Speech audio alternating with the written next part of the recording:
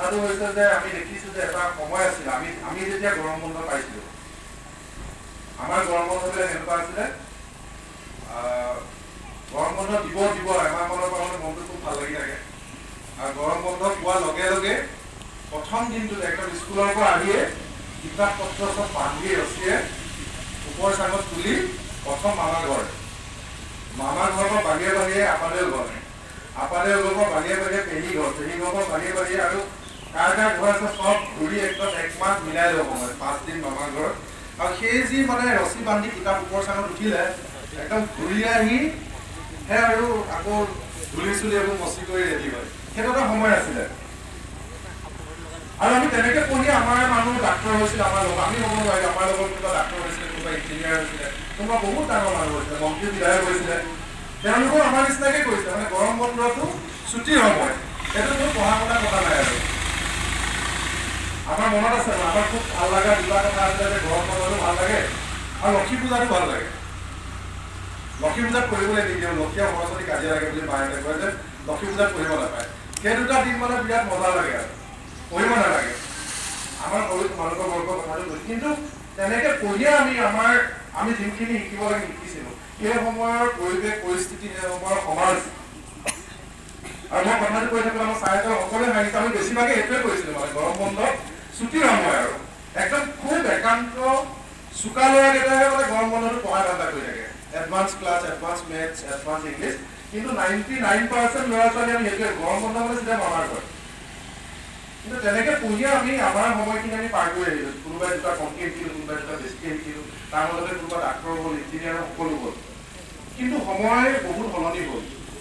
এতিয়া যিটো প্ৰতিযোগিতাৰ যুগ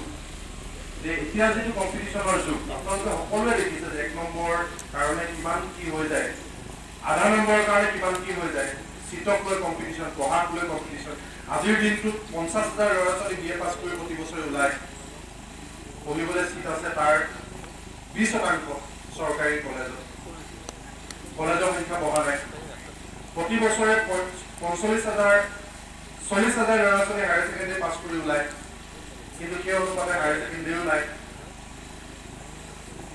হায়াৰ ছেকেণ্ডেৰী পঢ়িবৰ কাৰণে নাই মাষ্টাৰ ডিগ্ৰী পঢ়িবৰ কাৰণে নাই ইউনিভাৰ্চিটি পৰ্যাপ্ত নহয় তাৰ মাজতে যিবিলাকে পইচা পাতি আছে কাজিৰঙা ক'ৰবাত পঢ়ে প্ৰাইভেটত বাকীসকল আমি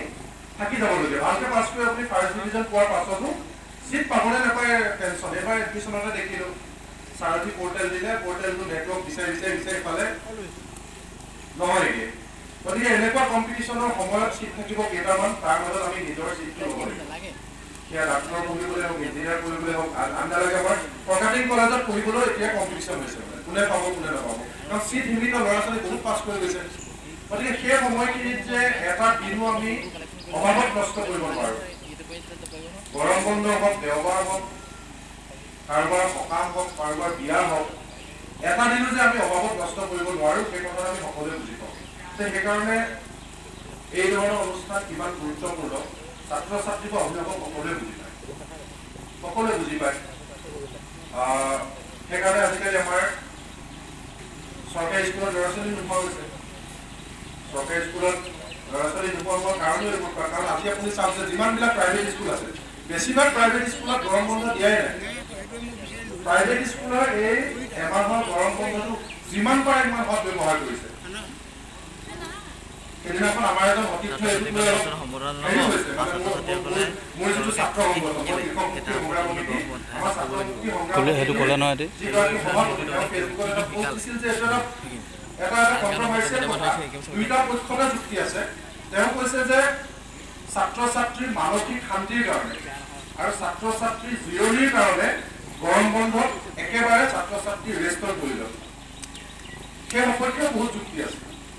সেই বিষয়ে বহুত আইনো আছে যে ছাত্ৰ ছাত্ৰী গৰম বন্ধ পাব লাগে তেওঁ বহুত বাহিৰৰ দেশৰ উদাহৰণ দিও কৈছে যে ফিনলেণ্ড স্কটলেণ্ডৰ নিচিনা দেশত ঠাণ্ডাৰ নামতো 3 মাহ বন্ধ দি থয় তাৰপিছত কিন্তু তাৰ পৰা ইমান ডাঙৰ চাইণ্টিষ্টবিলাক ওলায় কিন্তু আমি গৰম বন্ধত 1 মাহটো ছাত্ৰ ছাত্ৰীৰ কাৰণে প্ৰয়োজন আছে তেওঁ যুক্তি দিছে কিন্তু তাৰ বিপৰীতে এইটো সত্য কথা যে কম্পিটিশ্যনৰ যুগত আমি মামাৰ ঘৰ স্বাৰ্থ বুলি আগতে দুদিনৰ আগতে যাওঁ গাঁৱত কাৰোবাৰ নামটো আগতে ডেট লিখাইছে বুলি এপ্লিকেশ্যন লিখাই থাকে গৈ পিছফালে ডেটটোহে ভৰাবলৈ থাকে এখন খালী বোলে আজি চাহ এটা গম পাই যে আজি কাগজ কি আছে 3-4খন এপ্লিকেশ্যন কৈ যায় ডেট লিখাইছে বুলি এনেকৈও চলি গৈছিল তেনেকৈ পঢ়িও ডাক্তৰ ইঞ্জিনিয়াৰ হোৱা মোৰ লগৰ ল'ৰা আছে। গতিকে আজিৰ দিনটোততো সেইটো নহ'ব। গতিকে আজিৰ দিনটোত গৰম বন্ধৰ নামত প্ৰাইভেট স্কুলবিলাকে যি ধৰণেৰে এটা দিন এটা ঘণ্টাৰ ক্ষতি নোহোৱাকৈ যি ধৰণৰ কাৰ্যসূচী পাঠ্যক্ৰম লৈছে সেইটো কিন্তু সকলো অভিভাৱকে সমৰ্থন কৰিছে। মই মোৰ সতীৰ্থজনক কৈছোঁ, তুমি যে কথাটো লিখিছা তোমাৰ একদম 100% যুক্তি আছে, কিন্তু অভিভাৱকে তোমাক বেয়া পাব। অভিভাৱকে বিচাৰিছে যে মোৰ ল'ৰা ছোৱালী এতিয়া মিটিং কৰিব নালাগে, মোৰ ল'ৰা ছোৱালী এতিয়া গৰম বন্ধৰ দিনটোত প্ৰাইভেট স্কুলখনে স্পেচিয়েল ৰেমিডিয়েল যিয়ে নহওক গান্ধী ক্লাছ কৰিছে এইবিলাক কৰিব লাগে। গতিকে আজিৰ দিনটোত আটাইতকৈ প্ৰাসংগিক কথাটো হ'ল যে আমি সময় অপব্যয় কৰিব নালাগে কম্পিটিশ্যনৰ যুগ। তাৰ প্ৰতি লক্ষ্য ৰাখি প্ৰাইভেট স্কুলে বৰ নিজাকে কৰিছে, কিন্তু নিজৰ এখন প্ৰাইভেট স্কুল থকাৰ পাছতো বৰদুবি জাতীয় বিদ্যালয়ৰ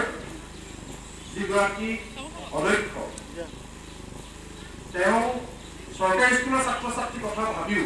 যি ধৰণে নেঘেৰিবিল প্ৰাথমিক বিদ্যালয়ত এই ধৰণৰ পাঠ্যক্ৰম লৈছে মই সঁচাকৈ ভৱেশ্বৰ দাক শ্ৰদ্ধা জনাইছোঁ। আৰু দুইটা কথা আপোনালোক সকলোৱে জানে যে আমি সংগঠনটোৰ আমাৰ বহুত আছোঁ, নিৰঞ্জন দা আছে, আমি আছোঁ। এনেকৈ লাখ লাখ মানুহৰ মাজত মই যিদিনাখনৰ পৰা লগ পাইছোঁ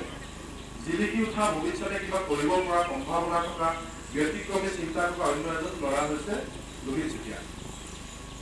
ছাৰ এতিয়া সকলোৱে ইতিমধ্যে কৈছে যে তাৰ লগত কথা পাতিলে সি কোনোটাকে মানে আমি নমনা কথা এটা কয়। মই এতিয়া কিবা বিষয় এটাৰ ওপৰত কথা পাতোঁ আমাৰ যিকোনো অঞ্চলত যে লোহিত এইটো কি হৈছে, সি মানে আমি ভাবি থাকোঁ তাৰ লগত আৰু দুটা সি যোগ কৰি কথাটো কৈ যে দাদা এনেকুৱাও হ'ব পাৰে, কথাটো এনেকুৱা হ'ব পাৰে, আপুনি ঘপকৈ সোমাই নিদিব, এইটো কথা থাকিব পাৰে। মানে মই লোহিতক যেতিয়া সুধোঁ তেতিয়া ভাবোঁ যে আমি সেইটো দি ভবাই নাই, কিন্তু সি থাকিব পাৰে দয়াক অঞ্চলতে বাহিৰলৈ গৈ কাম নকৰিব পাৰে, কিন্তু তাৰ চিন্তাটো বহুত ওপৰত।